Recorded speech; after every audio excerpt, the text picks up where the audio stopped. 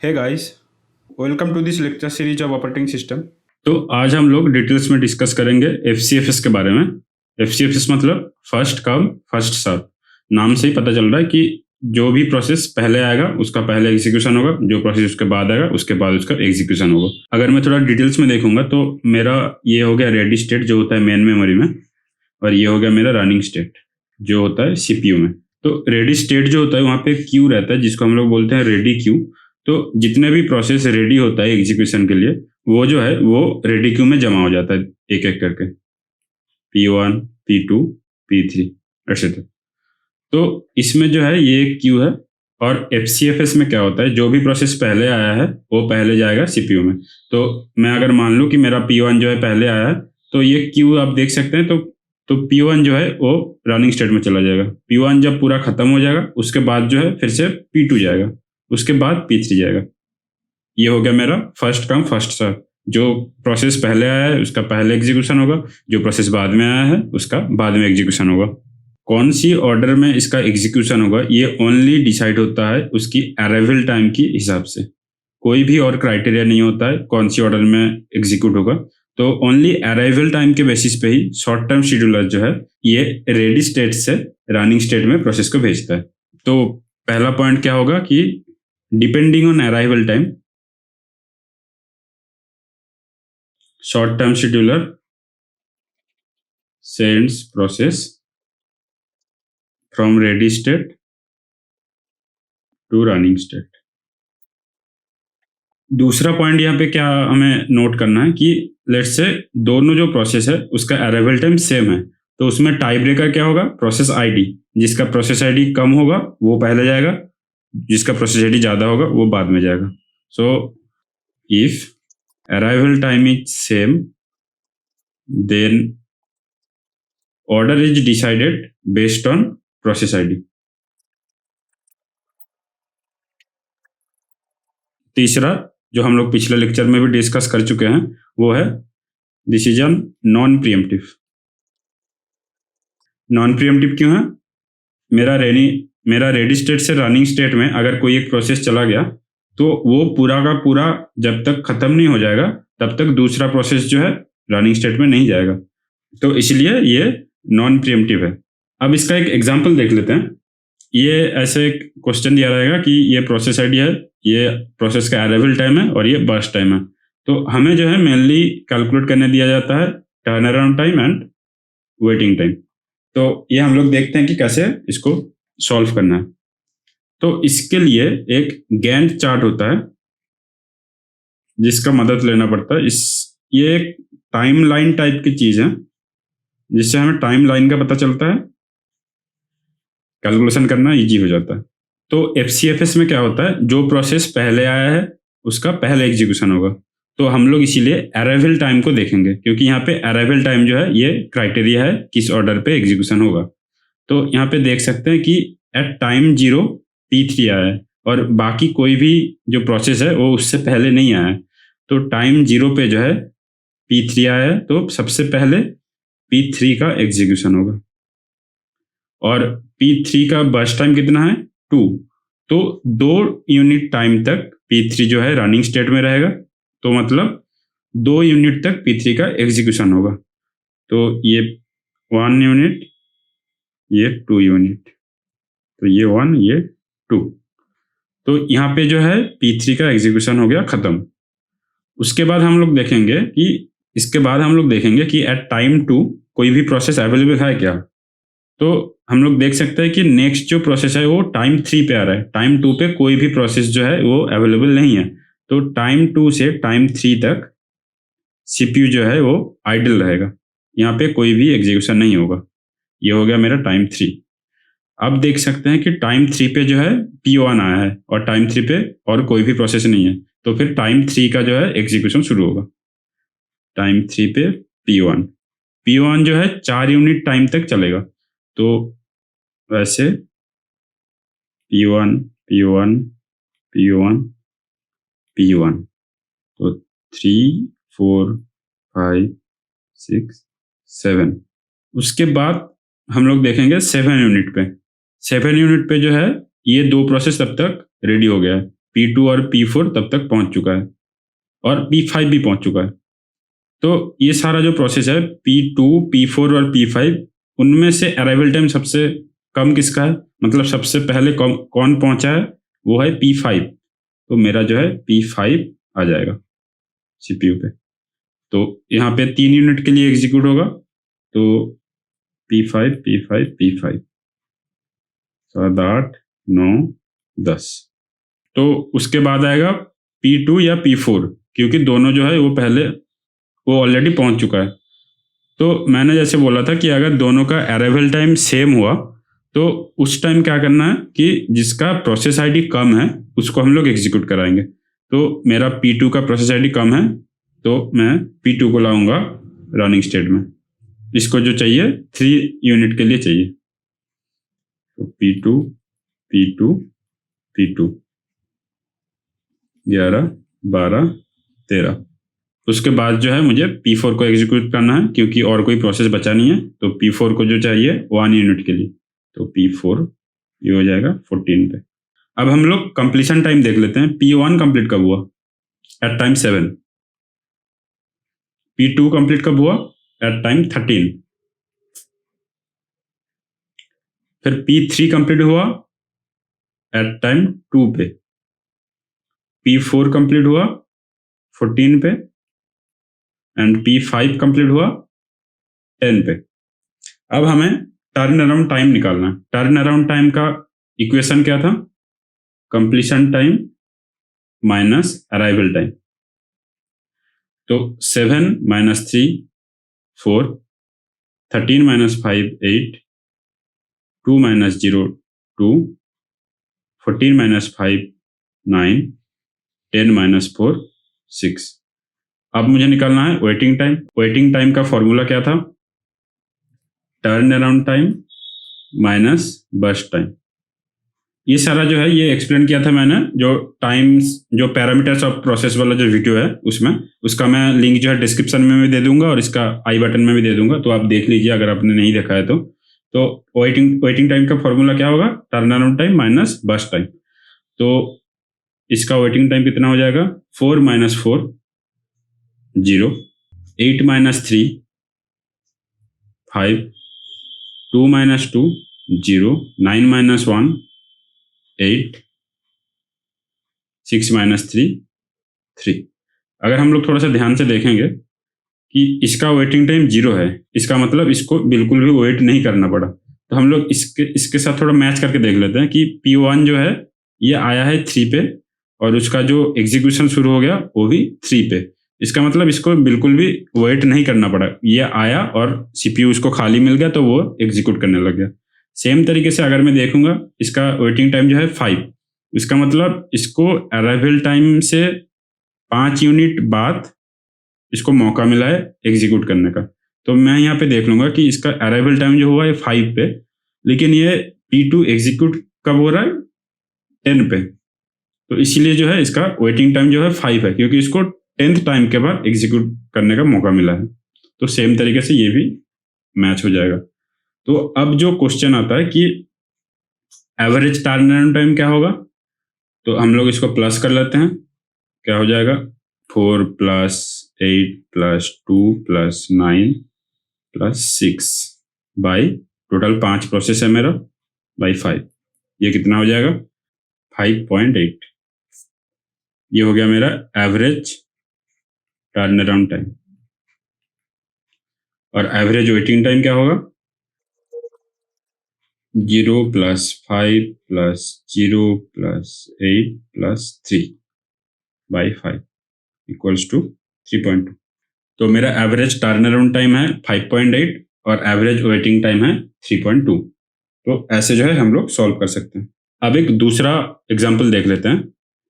तो ये वाला एग्जाम्पल में क्या है कि मेरे पास 6 प्रोसेस है, उसका अराइवल टाइम और बर्स्ट टाइम जो है दिया हुआ है और मुझे FCFS फॉलो करना है।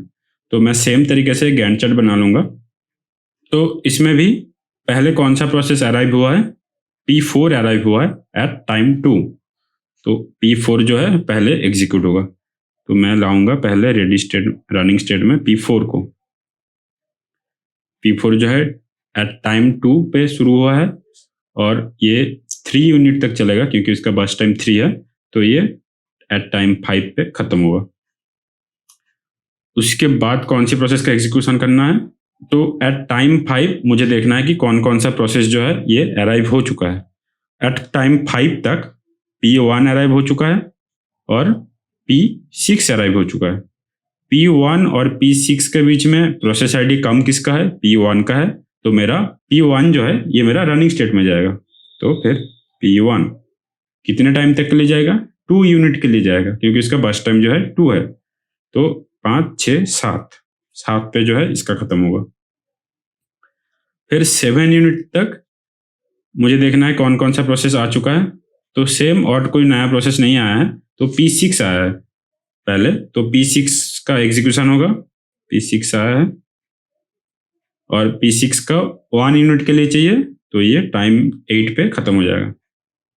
नेक्स्ट जो प्रोसेस है वो कौन आया है, P2 आया है एट टाइम 9, लेकिन मैं यहाँ पे एट टाइम 8 पे हूँ, तो मेरा 1 यूनिट टाइम जो है यहाँ पे आइडल रहेगा CPU, यहाँ पे कोई प्रोसेस नहीं जाएगा। एट टाइम 9 पे P2 आएगा और कोई प्रोसेस नहीं है, तो और कोई डिसीजन नहीं लेना है, तो बस P2 आया है तो P2 का भेज दूंगा मैं रनिंग स्टेट में। उसको चाहिए 8 यूनिट टाइम के लिए, तो 9 के बाद 8 यूनिट टाइम चाहिए, तो एट 17 पे ये खत्म होगा। तो मेरा P1 खत्म हो चुका है, P6 खत्म हो चुका है, P2 खत्म हो चुका है, और उसके बाद जो है P3 आया है और P5 आया है, और P3 और P5 के बीच में अराइवल टाइम किसका अर्ली है, P3 का, तो मेरा P3 का भी एग्जीक्यूशन होगा। तो P3 है ये आ गया। P3 को कितने टाइम के लिए चाहिए था, 9 यूनिट टाइम के लिए चाहिए, तो 17 प्लस 9 26 पे इसका खत्म होगा। उसके बाद एक ही प्रोसेस बचा है, ये ऑलरेडी आ चुका है 15th टाइम पे, और अभी जो है मेरा 26th हो रहा है, तो ये जो है इसका एग्जीक्यूशन होगा P5 को कितने टाइम के लिए चाहिए, 8 यूनिट टाइम के लिए चाहिए, 26 प्लस 8 हो जाएगा 34, तो 34 टाइम पे सारा प्रोसेस जो है ये खत्म हो जाएगा। तो मैं अगर एक बार ऑर्डर देख लेता हूँ अराइवल टाइम के हिसाब से, सबसे पहले कौन आया है, P4, उसके बाद आया है P1 एंड P6, उसके बाद आया है P2, then P3, then P5, और यहाँ पे भी उसी ऑर्डर पे एग्जीक्यूशन हुआ है, P4, then P1, then P6, then P2, P3, P5। तो अभी ये सारा जो पैरामीटर है ये कैलकुलेट कर लेते हैं। कंप्लीशन टाइम कब किसका है, P1 खत्म हो रहा है 7 पे, P2 खत्म हो रहा है 17 पे, P3 खत्म हो रहा है 26 पे, P4 खत्म हो रहा है 5 पे, P5 खत्म हो रहा है 34 पे, सिमिलरली P6 खत्म हो रहा है 8 पे। टर्न अराउंड टाइम क्या होगा, completion time minus arrival time, 7 minus 3 4, 17 minus 9 8, 26 minus 12 14, 5 minus 2 3, 34 minus 15 19, 8 minus 3 5। और वेटिंग टाइम क्या है, turn around time minus burst time, तो 4 minus 2 2, 8 minus 8 0, 14 minus 9 5, 3 minus 3 0, 19 minus 8 11, 5 minus 1 4। तो मेरा एवरेज टर्न अराउंड टाइम क्या हो जाएगा, 53/6 इक्वल्स टू 8.833, और मेरा वेटिंग टाइम क्या हो जाएगा, एवरेज 22/6 हो जाएगा 3.667। अब आते हैं इसका एडवांटेजेस पे। इसका एडवांटेज क्या हो जाएगा, so this is simple and easy to understand. तो ये कोई कॉम्प्लेक्स चीज नहीं है, बस ये है कि जैसे लाइन लगता है दुकान में या कहीं पे भी, जो पहले आया है उसको पहले सर्विस मिलेगा, तो यहाँ पे भी है, जो पहले रेडी स्टेट में आया है उसको पहले रनिंग स्टेट में भेजा जाएगा। दूसरा है टाइम एफिशिएंट फॉर डिसाइडिंग क्यों? क्योंकि यहाँ पे कौन से प्रोसेस रेडी स्टेट से रनिंग स्टेट में जाएगा उसको डिसाइड करने के लिए अलग से कोई एल्गोरिदम का यूज नहीं हो रहा है, या अलग से कोई सॉर्टिंग एल्गोरिदम या कोई वैल्यू कैलकुलेशन करना, किसका प्रायोरिटी ज़्यादा है कम है, ये सब नहीं देखना पड़ रहा है। बस जो पहले आया है उसको पहले भेज दो, सीधा सीधा है। इस एंगल से अगर देखा जाए तो ये टाइम एफिशिएंट है। तीसरा हो जाएगा can be easily implemented using Q. तो अगर देखा जाए तो ये बस एक सिंपल क्यू की मदद से, क्यू डेटा स्ट्रक्चर की मदद से ही ये इम्प्लीमेंट हो सकता है, क्योंकि क्यू भी जो है फर्स्ट कम फर्स्ट सर्व को फॉलो करता है। तो ये बस एक सिंपल क्यू की मदद से ही ये तैयार हो सकता है, हमें कोई कॉम्प्लेक्स डेटा स्ट्रक्चर की जरूरत नहीं है।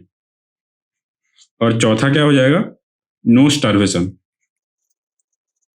स्टार्वेशन क्या होता है कि कोई एक प्रोसेस जो है मेरा रेडी स्टेट में आ गया है, लेकिन उसको रनिंग स्टेट में जाने के लिए बहुत ज़्यादा इंतजार करना पड़ रहा है, क्योंकि लेट्स से ये एक प्रायोरिटी बेस्ड है, इसका प्रायोरिटी जो है इसका प्रायोरिटी बहुत कम है, और दूसरा जो प्रोसेस है हाई प्रायोरिटी वाला प्रोसेस वो आता जा रहा है, और अगर मैं प्रायोरिटी की बेसिस पे डिसाइड कर रहा हूँ कि कौन जाएगा रनिंग पे, तो वो सारे प्रोसेस जो है वो रनिंग स्टेट में चला जा रहा है, लेकिन जो मेरा कम प्रायोरिटी वाला प्रोसेस है वो जो है रेडी स्टेट में ही रह जा रहा है, उसको रनिंग स्टेट में जाने का मौका नहीं मिल रहा है, उसको बहुत ज़्यादा टाइम तक इंतजार करना पड़ रहा है।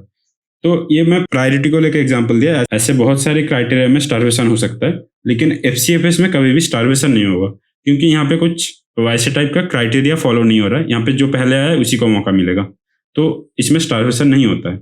ये हो गया है इसका एडवांटेज। अब आते हैं डिसएडवांटेजेस पे। तो यहाँ पे हम लोग कोई प्रायोरिटी या किसी प्रोसेस को अगर अर्जेंटली मुझे इम्प्लीमेंट करना है तो वो यहाँ पे इम्प्लीमेंट नहीं हो पाएगा। प्रायोरिटी और any other criteria can not be implemented. दूसरा क्या हो जाएगा? Convoy effect. कॉन्वॉय इफेक्ट कब होता है कि लेट्स से मेरा जो रेडी क्यू है उसमें मेरा P1 है, P2, P3 है, और मैं अज्यूम करता हूँ कि P1 का जो है वो CPU टाइम बहुत ज़्यादा है और P2 का P3 का CPU टाइम बहुत कम है। तो FCFS के रूल के अनुसार P1 को जो है पहले मौका मिलेगा रनिंग स्टेट में जाने के लिए, और ये जो है बहुत टाइम तक CPU में रहेगा, क्योंकि ये CPU बाउंड प्रोसेस है, इसका CPU टाइम जो है बहुत ज़्यादा है, तो इसलिए ये रनिंग स्टेट में बहुत टाइम तक रहेगा, और तब तक P2 और P3 को जो है वेट करना पड़ेगा रेडी स्टेट में, क्योंकि रनिंग स्टेट में P1 का एग्जीक्यूशन चल रहा है। तो इसमें अगर देखा जाए तो P2 और P3 का बर्स्ट टाइम बहुत कम होने के बाद भी उसको जो है बहुत टाइम तक इंतजार करना पड़ रहा है, तो इसको बोलते हैं कॉन्वॉय इफेक्ट। तो इसको हम लोग एक एग्जाम्पल के जरिए देखते हैं। तो ये एक एग्जाम्पल है कि मेरे पास 3 प्रोसेस है, P1, P2, P3। P1 जो है ये CPU बाउंड प्रोसेस है, इसका बर्स्ट टाइम जो है ये बहुत ज़्यादा है। P2 का जो बर्स्ट टाइम है और P3 का जो बर्स्ट टाइम है 1 और 1 है। तो यहाँ पे अगर देखा जाए तो P1 पहले आया है तो इसका एग्जीक्यूशन पहले होगा, तो वही वाला सिनारियो है जो कॉन्वॉय इफेक्ट वाला सिनारियो, कि जिसका बर्स्ट टाइम ज़्यादा है वो पहले आ गया और जिसका बर्स्ट टाइम कम है वो इसके पीछे रह गया। तो ऐसी सिचुएशन है। तो मैं जो है यहाँ पे गैंट चार्ट बना लेता हूँ। तो मेरा टाइम 0 पे जो ये P1 आ गया, तो पहले मेरा P1 का एग्जीक्यूशन होगा, तो मैं भेज दिया P1 को रनिंग स्टेट में। ये 20 टाइम तक एग्जीक्यूट होगा, तो ये जो है 20 टाइम तक एग्जीक्यूट हुआ। तो 20th टाइम तक P2 और P3 अराइव हो चुका है, क्योंकि इसका अराइवल टाइम 1 और 2 है। इन दोनों के बीच में पहले कौन आया है? P2 आया, तो P2 का एग्जीक्यूशन होगा। P2 कब तक एग्जीक्यूट होगा? 1 यूनिट टाइम के लिए, तो 21 पे जो है इसका एग्जीक्यूशन खत्म होगा। उसके बाद P3 है, P3 का एग्जीक्यूशन जो है 22 पे खत्म होगा। तो कंप्लीशन टाइम क्या होगा? इसका हो गया 22, इसका हो गया 21, इसका हो गया 20। टर्न अराउंड टाइम क्या होगा? Completion time minus arrival time, तो 20 माइनस 0 20, 21 माइनस 1 वो भी हो गया 20, 22 माइनस 2 वो भी हो गया 20। तो मेरा एवरेज कितना हो जाएगा? 20। और वेटिंग टाइम क्या होगा? टर्न अराउंड टाइम माइनस बस टाइम, तो 20 माइनस 20 0, 20 माइनस 1 19, 20 माइनस 1 ये भी हो गया 19। तो इसका जो एवरेज है ये हो गया 38/3 जो है अप्रोक्सीमेटली 12.66। और अगर उसी को मैं थोड़ा सा चेंज कर देता हूँ कि पहले जो है मेरा छोटा वाला प्रोसेस आया है और लास्ट में जो है मेरा जो सीपीयू टाइम जिसका बड़ा है वो आया है, तो उसमें क्या सिचुएशन होता है वो देखते हैं। तो फिर से मैं गैंट चार्ट बना लेता हूँ। तो टाइम 0 पे आया P1 का एग्जीक्यूशन होगा 1 यूनिट टाइम के लिए, तो 1। फिर टाइम 1 पे आ गया P2 का एग्जीक्यूशन होगा 1 यूनिट टाइम के लिए, तो यहाँ पे हो गया 2। उसके बाद जो है P3 आएगा। P3 जो है ये 20 टाइम तक एग्जीक्यूट होगा, तो मेरा जो है ये 22 पे खत्म होगा। तो कंप्लीशन टाइम क्या हो जाएगा, इसका हो गया 22, इसका हो गया 2, इसका है 1। तो मेरा टर्न अराउंड टाइम क्या होगा, completion time minus arrival time, 1 - 0 1, 2 - 1 1, 22 - 2 20। तो इसका एवरेज क्या होगा 22/3। और इसका वेटिंग टाइम क्या हो जाएगा, turn around time minus burst time, 1 - 1 0, 1 - 1 0, 20 - 20 0। तो इसका एवरेज जो है ये 0 है। तो आप देख सकते हैं कि मेरा टोटल 3 का 3 प्रोसेस इसमें भी है, इसमें भी है। इसमें भी 2 प्रोसेस को 1 यूनिट टाइम चाहिए था और एक प्रोसेस को 20 चाहिए था। इसमें भी 2 प्रोसेस को 1 यूनिट का टाइम चाहिए था और तीसरे प्रोसेस को 20 यूनिट का टाइम चाहिए था। लेकिन फिर भी यहाँ पे जो है एवरेज वेटिंग टाइम 12.66 है और यहाँ पे एवरेज वेटिंग टाइम 0 है। इसका मतलब यहाँ पे एक एक प्रोसेस को on an average around 13 unit तक वेट करना पड़ रहा था, लेकिन यहाँ पे किसी भी प्रोसेस को वेट बिल्कुल भी नहीं करना पड़ रहा है। क्यों? ये जो फर्क कहाँ से आ रहा है, ओनली बिकॉज ऑफ किस ऑर्डर पे इसका एग्जीक्यूशन हो रहा है। तो यहाँ पे जो है एवरेज वेटिंग टाइम ज़्यादा हो रहा है क्योंकि ये कॉन्वॉय इफेक्ट यहाँ पे हो रहा है, इस वजह से जो है इसका वेटिंग टाइम ज़्यादा हो रहा है। कॉन्वॉय इफेक्ट में क्या होता है कि मेरा जो सीपीयू बाउंड प्रोसेस है, मतलब जिसका बर्स्ट टाइम बहुत ज़्यादा है, वो अगर पहले आ जाता है और उसके बाद जो आईओ बाउंड प्रोसेस है, मतलब जिसका बर्स्ट टाइम कम है रिलेटिवली, वो अगर बाद में फंस जाता है उस बड़ा वाला प्रोसेस के पीछे, तो उसको बोलते हैं हम लोग कॉन्वॉय इफेक्ट। तो कॉन्वॉय इफेक्ट क्या है कि in FCFS if the earlier process is CPU bound and this is followed by many IO bound process, it will drastically increase the average waiting time. So this is called convoy effect.